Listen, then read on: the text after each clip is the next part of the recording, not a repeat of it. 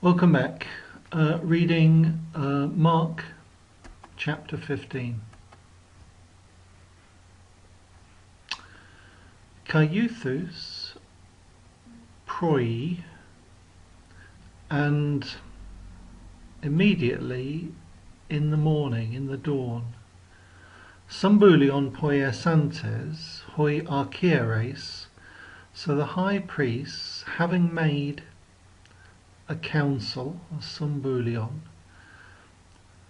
metaton presbyteron kai grammateon, with the elders and the scribes. Yes, and the next bit is separate. Kai holon to Sanhedrion, and the whole Sanhedrin.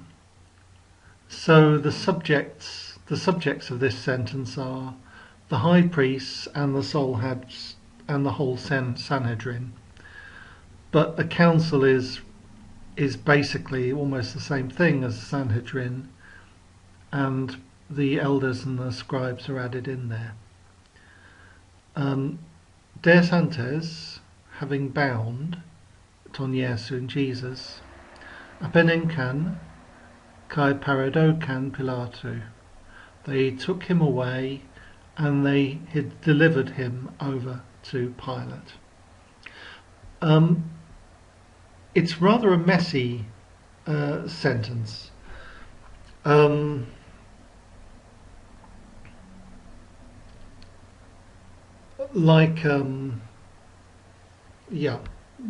think what you would call badly written. Kai eperotesan auton ho Pilatos, and Pilate questioned him, Sue ho basilius ton Judaion, are you the king of the Jews? Ho de apocrythes autoe lege, and he replying says to him, Su leges, you say it. And you can interpret that however you like. That's what you say. Or it could be yes, it is just as you say. Yes, it is gnomic. You have said so. Kai kategorun autu hoi archieres pola, and the high priests were accusing him of many things. Hode Pilatus palin eperota auton legon, and Pilate again asked him, saying, Uk apokrine uden.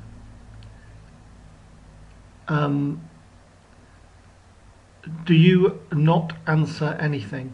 Have you no answer to make? Ide possa su kategorusin. See how many things they accuse you of.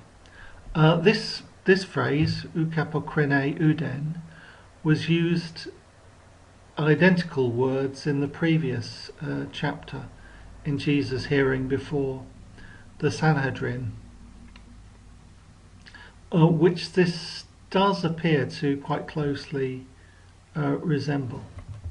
Hode Jesus ukati uden apokrythe, but Jesus made no further answer. No longer said anything. Hosteth amasdein ton Pilaton, so that Pilate was amazed.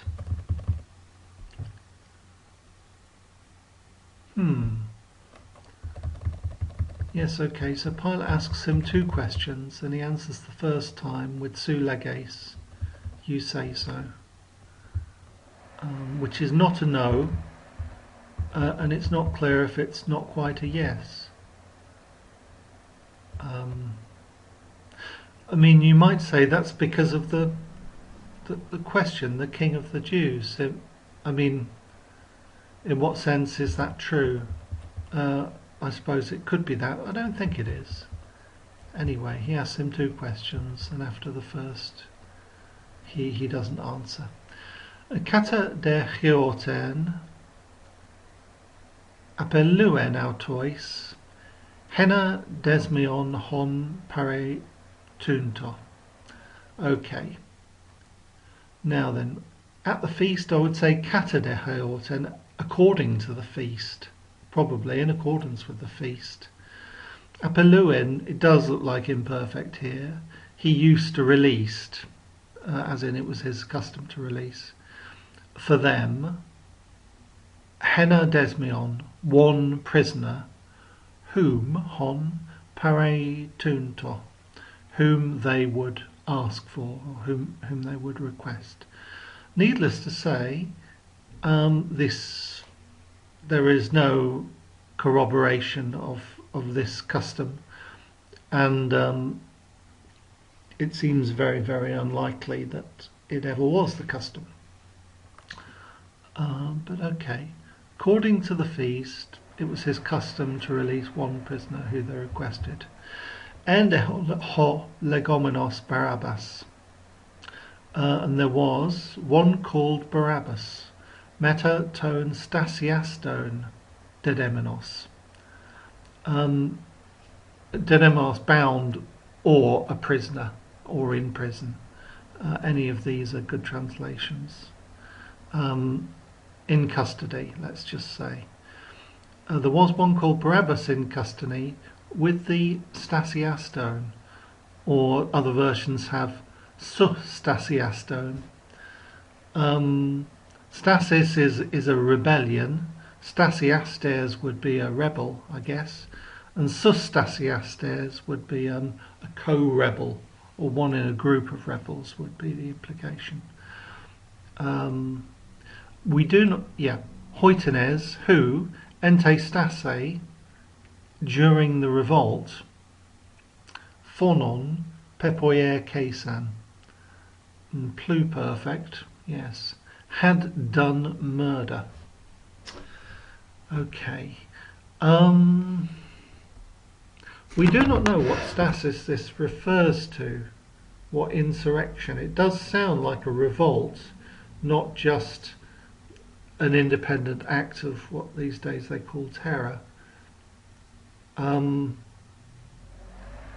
So he does appear to be political. It does appear to refer to a revolt. It could even be referring to the Jewish revolt, which is normally placed after Jesus and certainly after Pilate. But you know, history is woolly in the Gospels. Pluperfect is rather unusual, influenced by Latin, I would say, as you could probably say of a lot of these things. Kai anabas ha oklos, erxetor I taste thy. And the crowd, having come up, other texts have anaboesas, having shouted, but the crowd, having come up, began to ask for kathos epoie autois, ask for the thing that he would usually do for them. Again, it's very, very crude.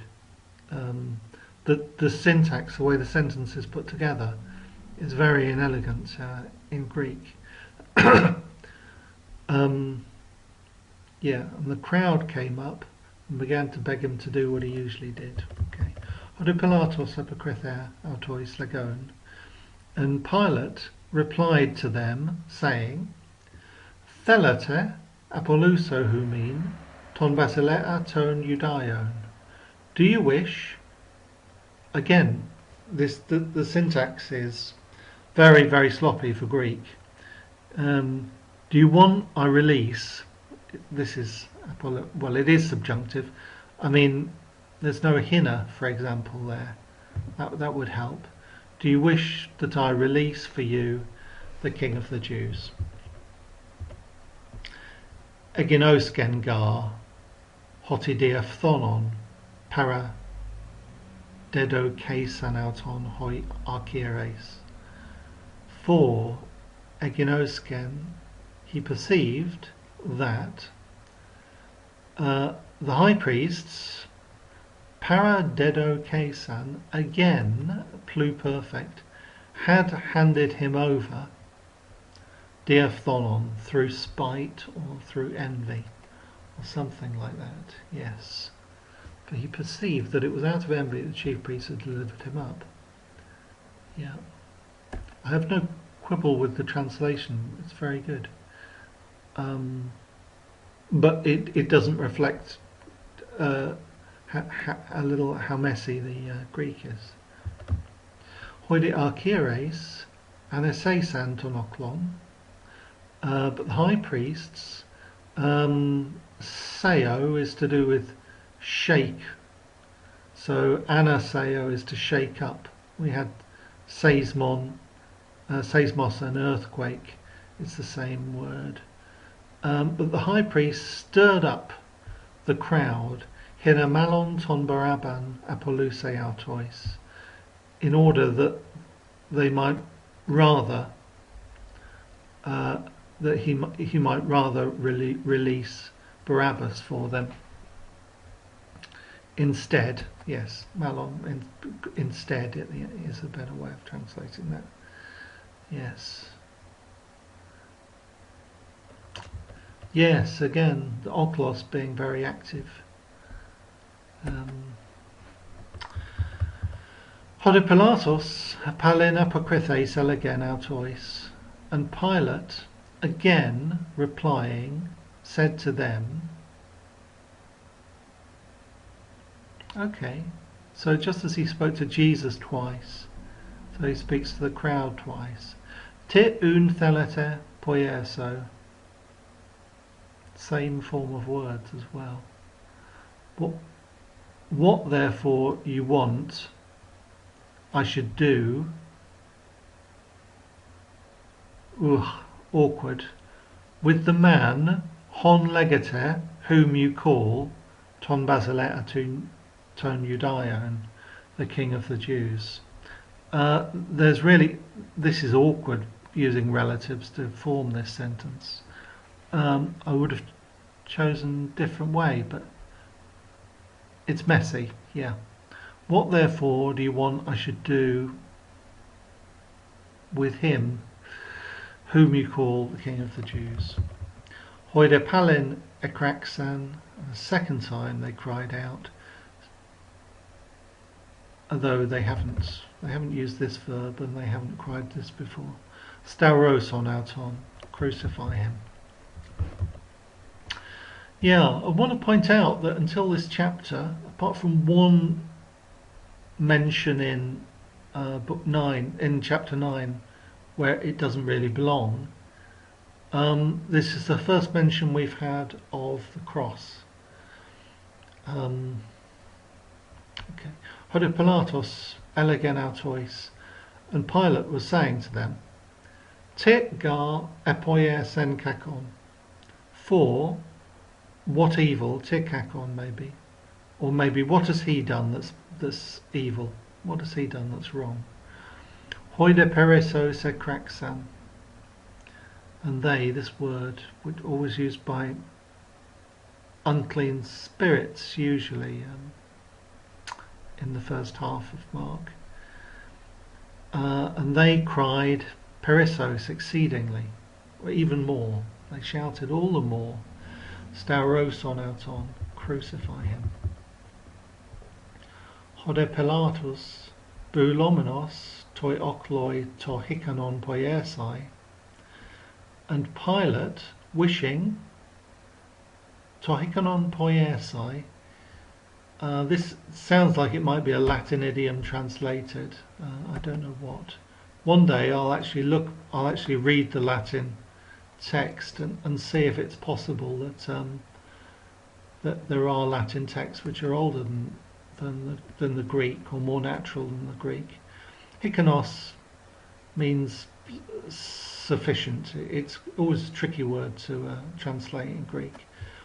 But I've never seen this tohikanon poiesai to do the appropriate thing would be an unidiomatic way of saying it, but I've never seen this expression before.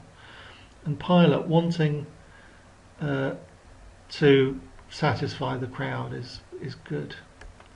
Apelusen autois ton Paraban, released for them Barabbas, kai paradoken ton Iesun, and he handed over Jesus hina staurothe, in order that he might be crucified. This word doesn't fit in at all, but phragelosas, it almost looks like it's been inserted afterwards. It's actually the Latin word flagellum, to flagellate or whip. Strictly speaking, it agrees with Pilate.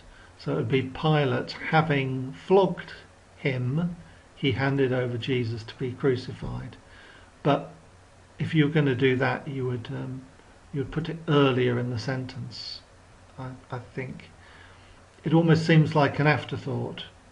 Maybe in English I'd say, and also it assumes that Pilate is doing the flogging, which doesn't seem right. I would guess that the intended meaning is he handed over Jesus to be flogged and crucified.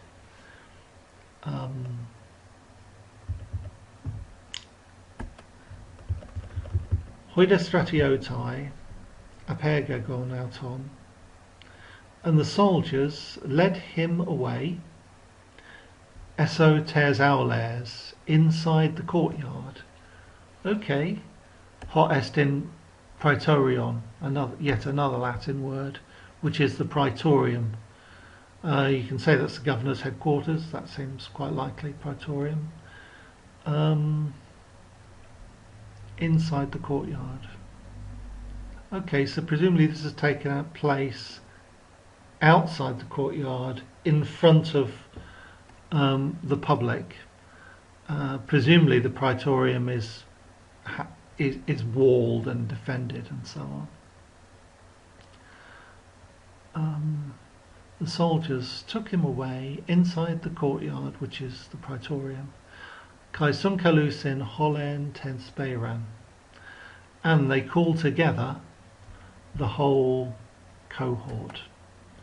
That's obviously a group or band. Apparently it tends to refer to a cohort. So 600 people, which sounds, yeah. Kai endiduskusin auton porphyram. Okay, this word, normally it's enduo, isn't it? Enduo, to put clothes on someone, and often used in the middle to dress yourself. This one is odd. Endidusco.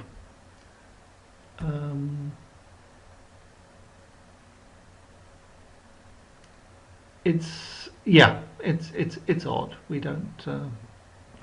It's there in Matthew, copying Mark, but it's not something you would ever see. It's one of these kind of ersatz verbs that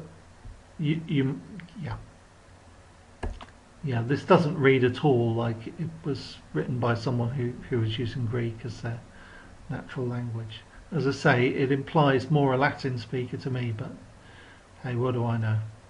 Anyway, they put on him a purple cloak, kai peritithiasin autoi, and they put around, peri is around, and presumably around his head, plexantes acanthinon stephanon, a crown made out of thorns, acanthinon, which they had twisted together, I think. I mean, again, just as we did in a couple of lines ago with the flagellation, flagellosas. Really, I think what it means is they put on his head a crown of thorns that they had weaved. But actually, the syntax is very bad. You'd want to put that there first, and then you'd be saying, first of all, they weaved a crown of thorns, and then they put it on his head, which I don't think is the intention. I expect it was there before. So it's just a little messy, is all I'm saying.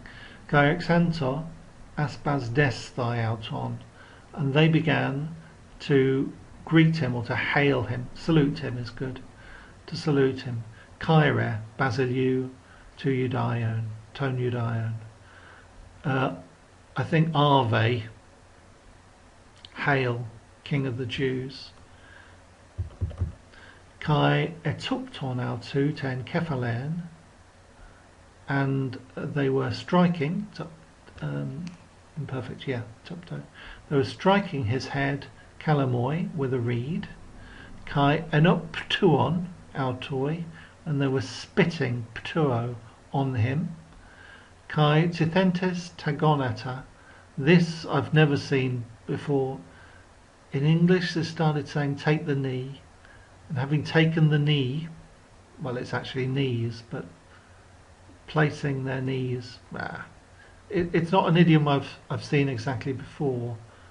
We have lots of people in the first half of Mark falling on their knees, and we don't use this this expression. But going down on their knees, prosekunu nautoi, they worshipped him, or did homage is good. This word, proskuneo, is used for. It's got the word kuon kunos in there, dog, to be like a dog. It's the word we often use for worship, but also pay homage to a king, especially in the East. So yes, this mock worshipping him as a king. Presumably the kalamos could be a kind of scepter. That's the idea of it. Hit him on the head with, perhaps that's the idea.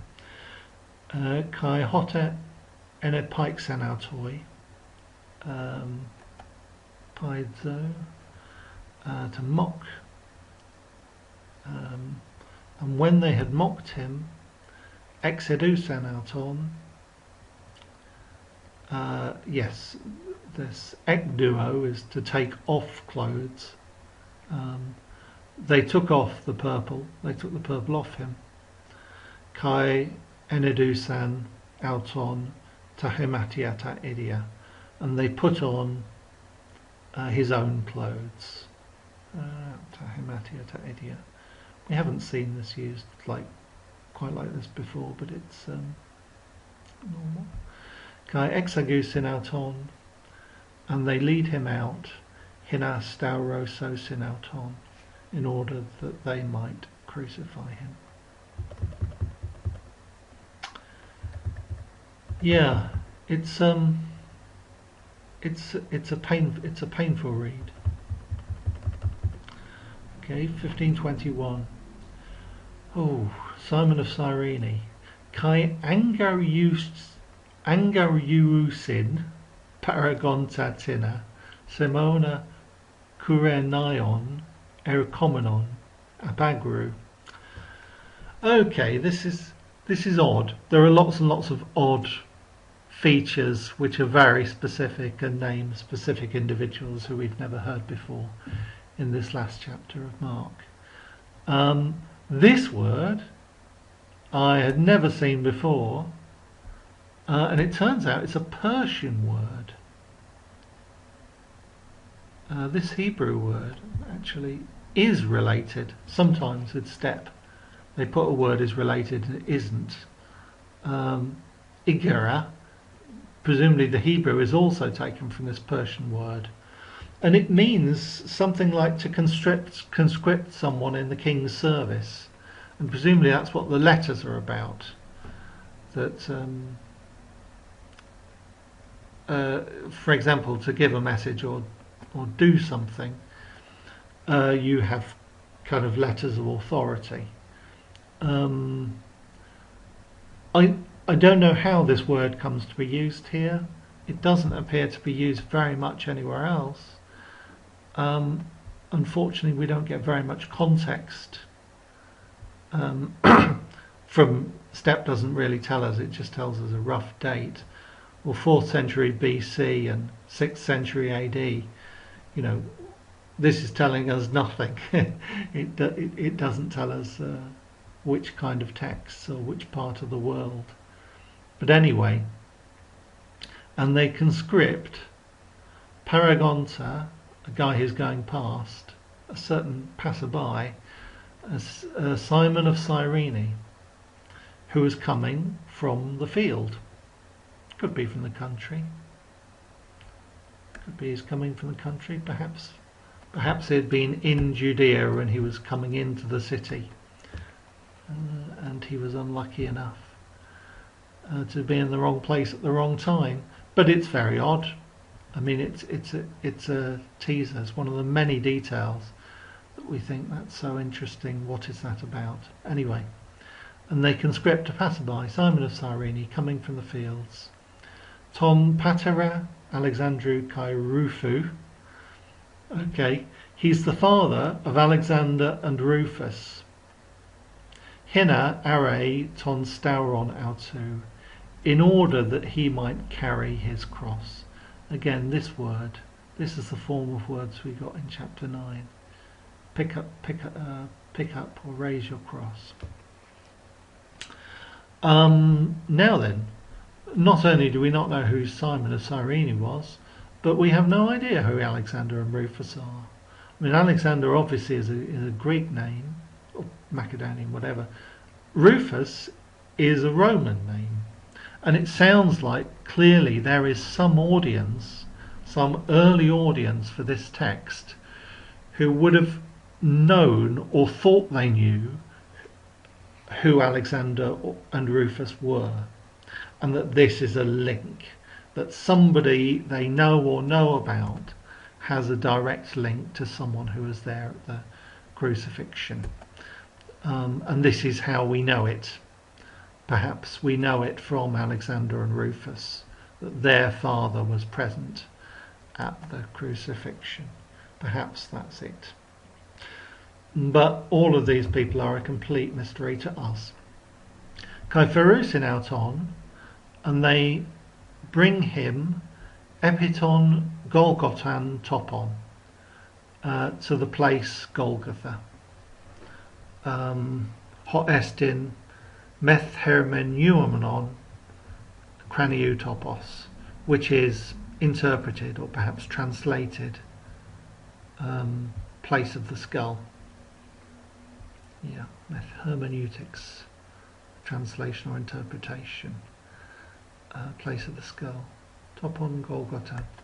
It's not always with the translation between Greek and Hebrew. It is so messy. Sounds like the real word is golet. So there's another L missing from there somewhere. Golgoletan. Yes, Golgotha. Which means the place of the skull. Again, of course, there's no record of any place like this existing. Kai edidun autoi, and they were giving to him esmurnismenon oinon. Well, that's the word we have seen before, muros. It's sometimes called smurnisto, to mix with myrrh. Myrrh is sometimes called smur. It's related to the place Smyrna. I think that's correct. I think that's correct. But yes, the meaning is quite clear. Wine mixed with myrrh, and it specifies wine. I think this is the first time. No, it's not the first time we've seen the word wine. In some of the sayings, one of the sayings about wineskins, we had the word. But generally it's been, there's not a lot of wine in Mark. And they were giving to him inmured wine, hoster uk elaben, which he did not receive, perhaps which he did not accept. Which makes sense if Jesus is, if perhaps he was always a Nazarite drinking water and not wine, or if we look back just to the Last Supper in the chapter before last, where he said he will not drink wine until he drinks it, the new wine in the kingdom. Kai staurusin auton, and they crucify him. Kai diameris dontai tahematia autu, and they divide up his clothing. Balontes kleron, casting a lot apauta for them, the clothing. Tis tiare, who might take what? And of course this clearly leads us back to Psalm 22. In fact, I think there's a very strong case that the crucifixion scene is some kind of pesher on Psalm 22. But yes, dividing his garments and casting lots for his garments. En hora triter, kai estarosan auton, and it was the third hour, and they crucified him. Yes. I really like the idea of 12 hours in a day and this 3, 6, 9 which occurs here, but that's because I'm used to clocks. You know, when I tried to divide up Mark into a kind of 12-hour day, one of the things that didn't work is that I realised I've just been influenced by clocks. You've got a cross and 4 quarters, and dividing up these 4 quarters, it makes perfect sense. But of course that isn't how days work. The 12 hours are the days of light divided up.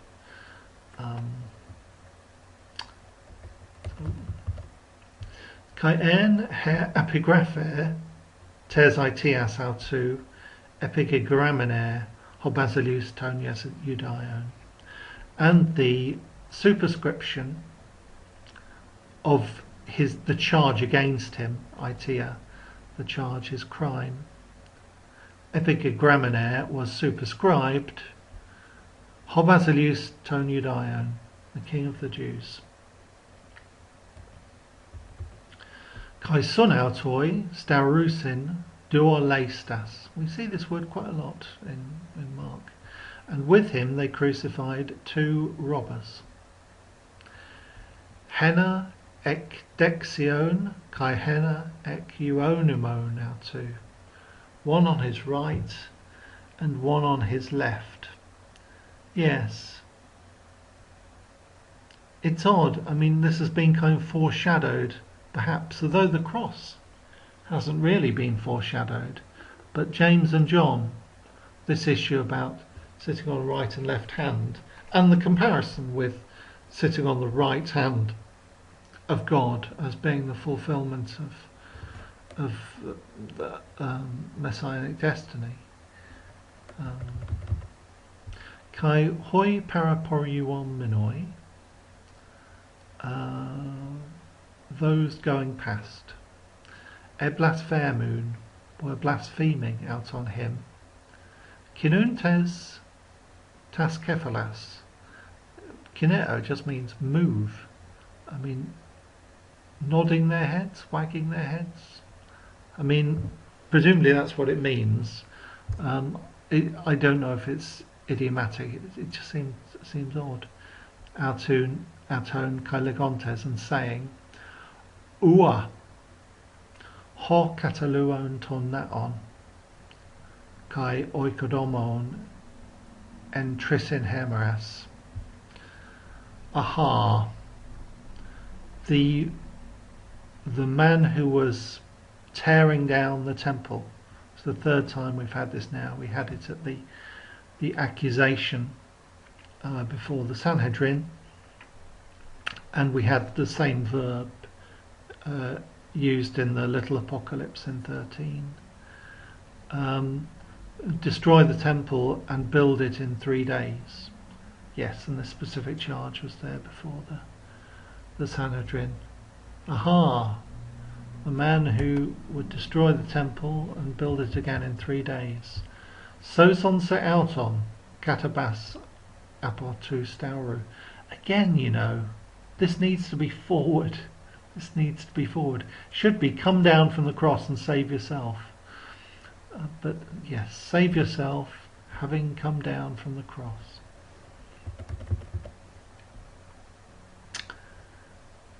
Homoios, similarly, kai also, hoi archieres, empaizontes proselelus, the chief priests mocking him to each other,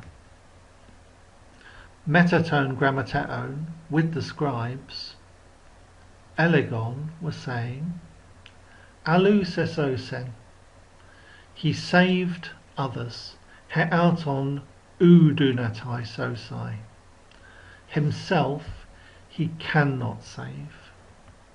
He saved others, himself he cannot save. Yes. It's not clear what they mean by that. I mean, it would be the case if they knew all about what happened in Galilee. This word is often used. Saving, healing. Ho Christos ha Basilius Israel, Christ, the King of Israel, katabato nun. It's actually imperative, but third person imperative. Let him come down now, apotu stauru, from the cross. Hina idomen kai pistuomen, in order that we might see and we might believe. Kai hoi sunestauromenoi, sunautoi, and those who are crucified with him, one disdon auton, they reviled him, they were reviling him. Yes, there are other traditions in certainly in Luke of the repentant thief. That is not the case here. That the two who are crucified with him also revile him. Kai genomenes horas hectares, hex is 6 in Greek, and sex is 6 in Latin. You often see that h in Greek becomes s in Latin. And when it was the 6th hour, skotos agenitor, epholein tengen, there was darkness over the whole earth, heos horas enates, until the 9th hour. When the 6th hour came, there was darkness over the whole land until the 9th hour. What is the significance of this? I don't know. I mean, it really does feel like the day is divided up into 4 parts. Jesus is crucified on the 3rd hour,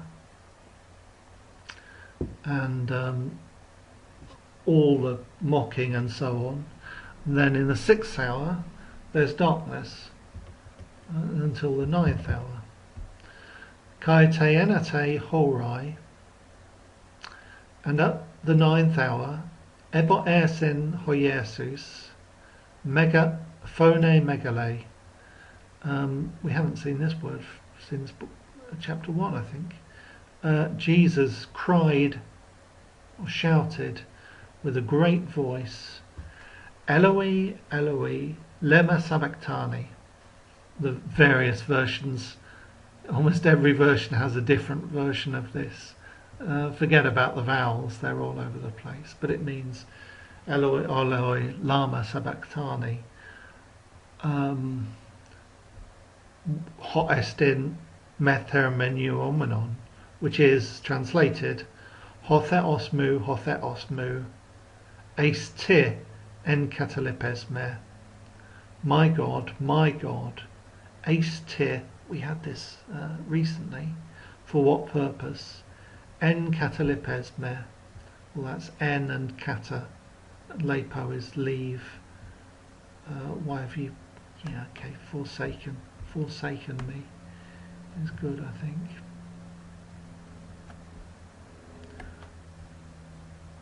So again, it's Psalm 22. Kai tenes ton paras derkoton accusantes elegon ide elianthone. And some of the bystanders, having heard, were saying, behold, he's calling Elijah. He's calling on Elijah. Yes, I mean, one way I used to think about this story was that it's possible that Jesus places complete faith in God, and he believes or he hopes that Elijah will come, that even on the cross Elijah will come, and the kingdom of heaven will begin, or whatever that is.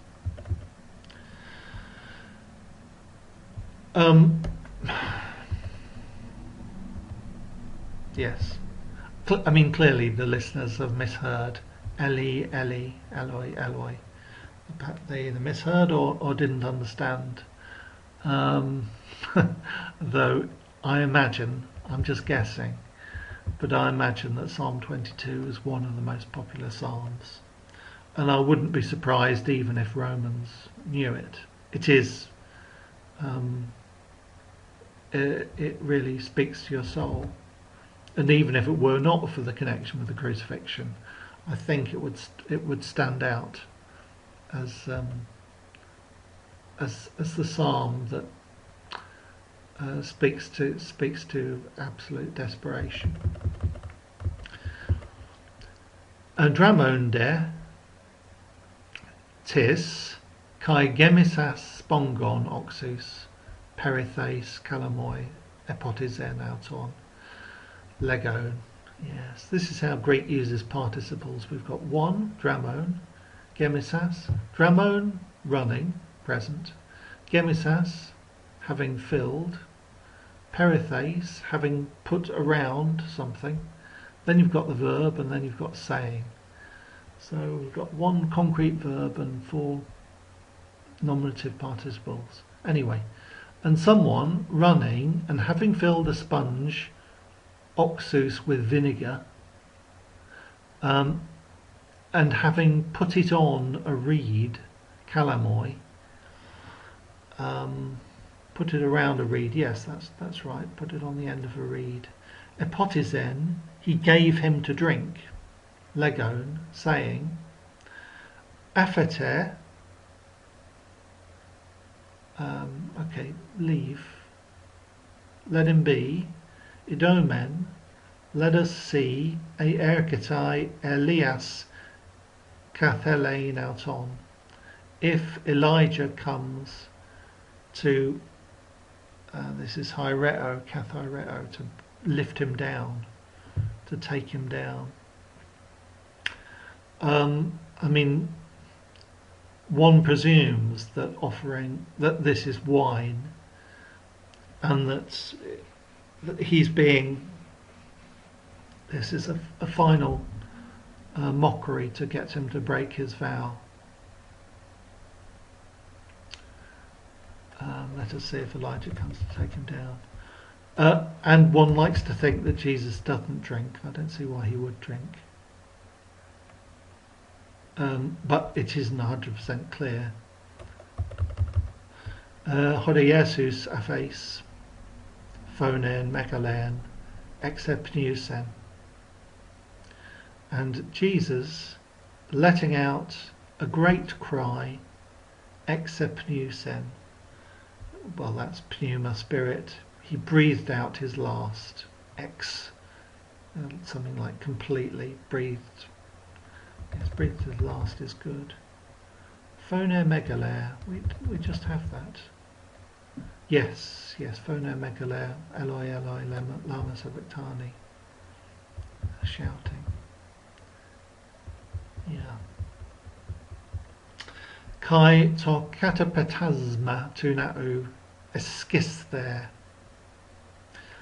And it's actually to do with fly wings. Petamai. Something that flaps and hangs downwards. The curtain of the temple, the veil of the temple. Let's go with that, yes. And the curtain of the temple, eskis there, was torn, was split. We've seen this previously of heaven. I think, yes, in chapter 1. Eis duo, into two.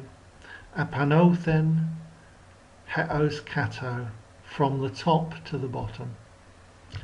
And the veil of the temple was torn in two from top to bottom. Yeah. I mean, this white sheet, the temple, it does remind me of heaven being split. Idonde ho kenturion ho peristerkos exenantias autou. And the centurion, again, a Greek version of a Latin word, but we've seen dozens of them in this chapter.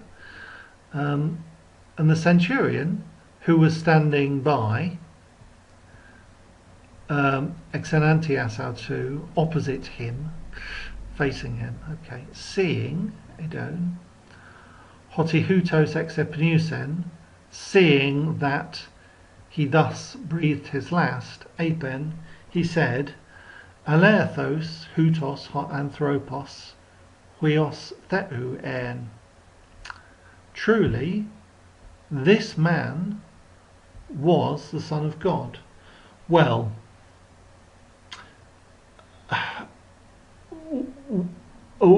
it's not clear what exactly he saw that causes him to say that.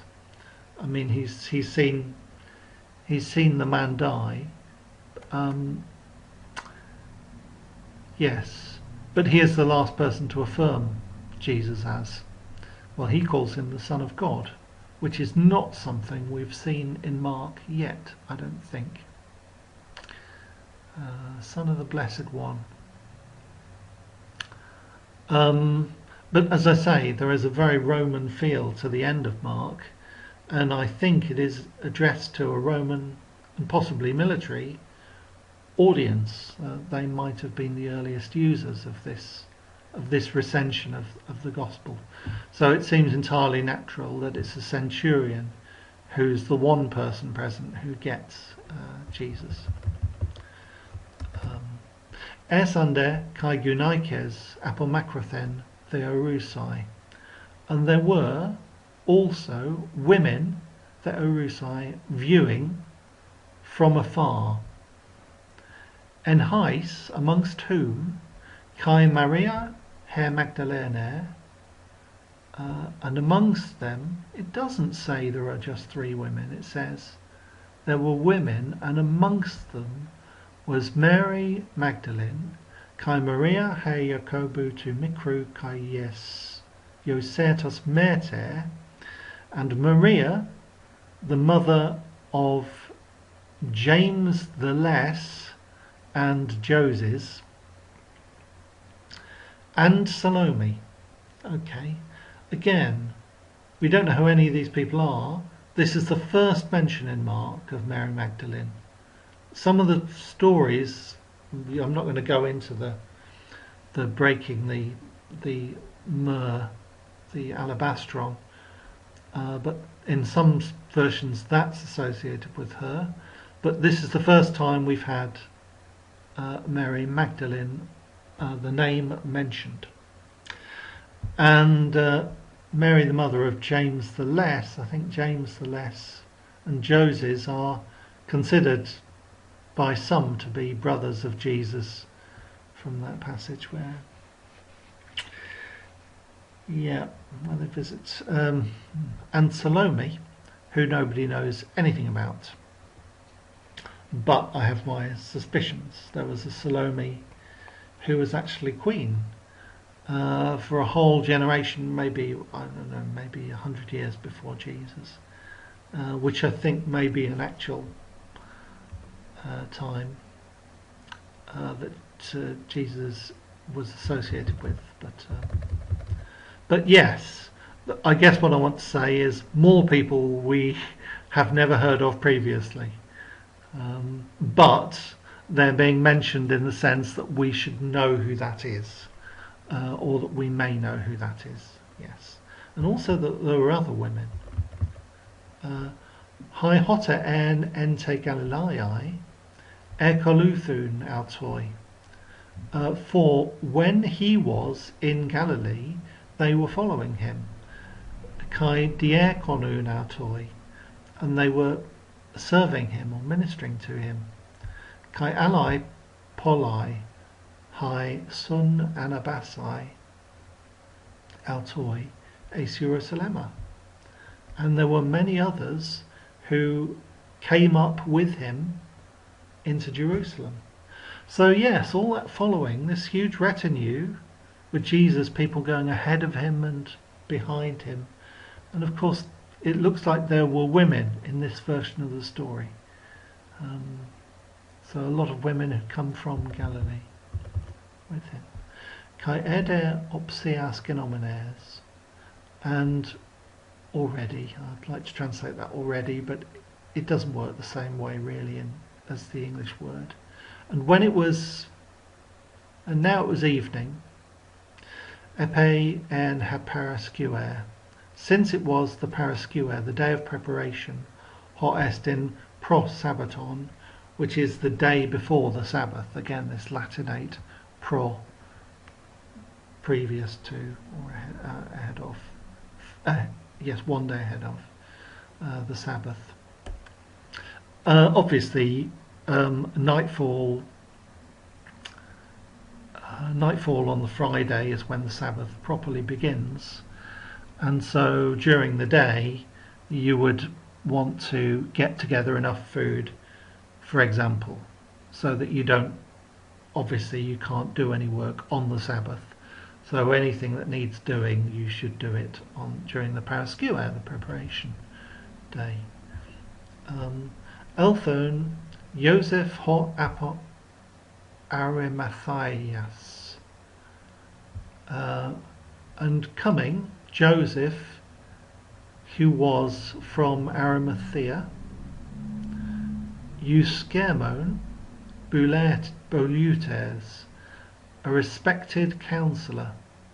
Yes, what exactly this means, we've not seen either of these words before, but a respected, Euskermon, to do with echo, having and well.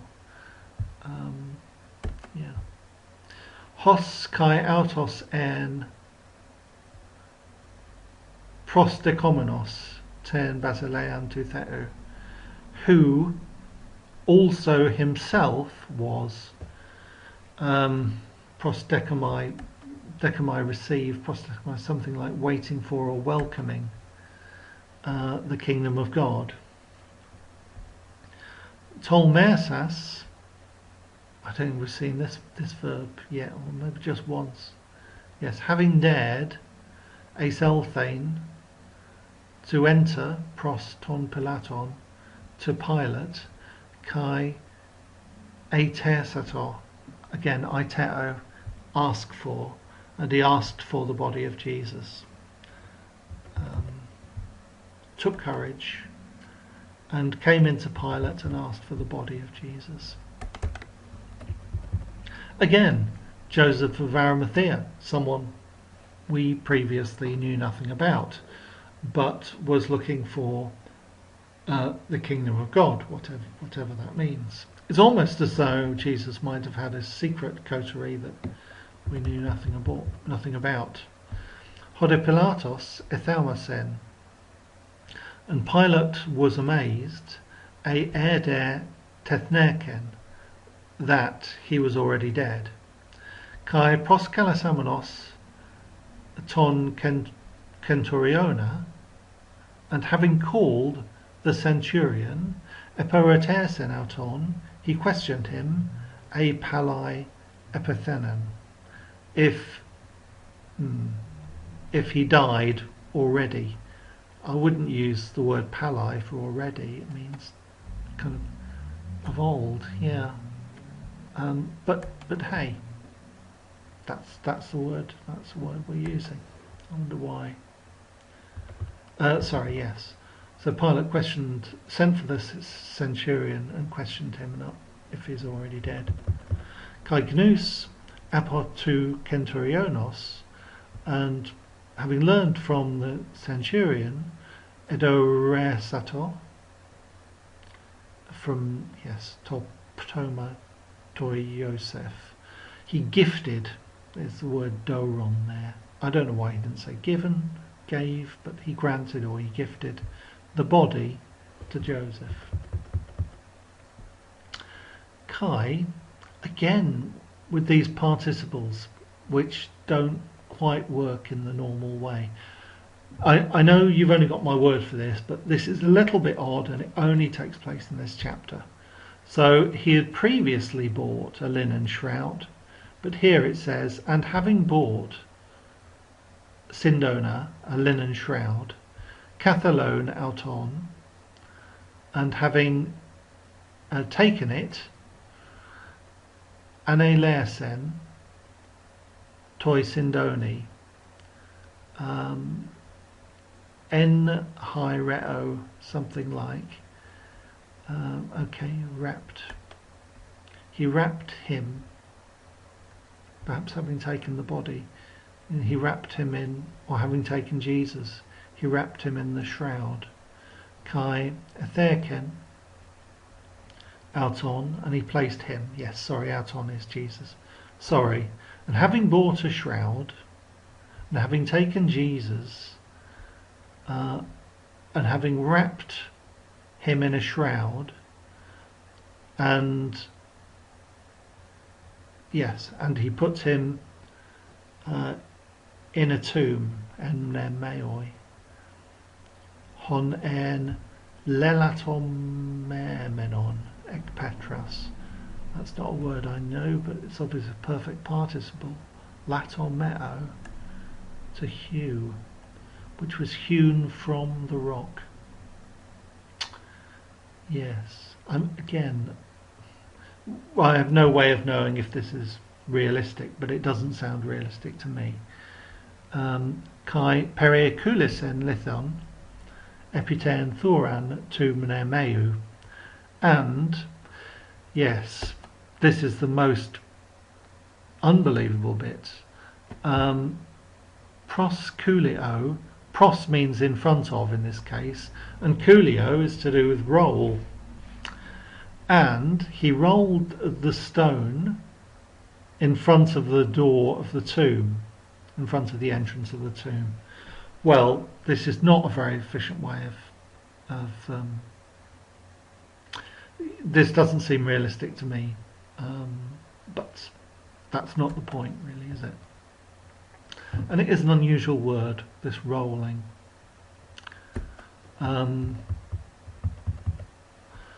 Hede Maria her Magdalene, and Mary Magdalene, and Maria her Josetos, and Mary the mother of Joses.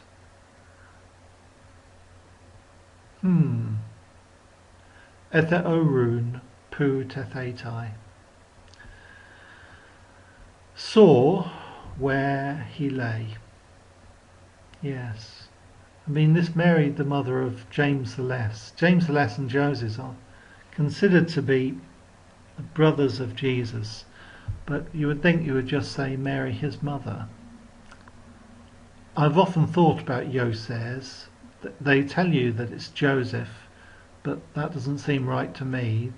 Greek for Joseph is Yosef or Josephos, And this looks like Jesus to me.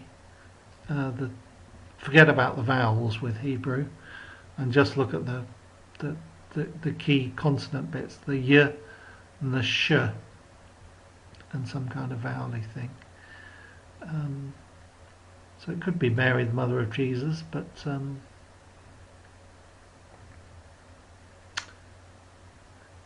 yeah, it's a grueling read.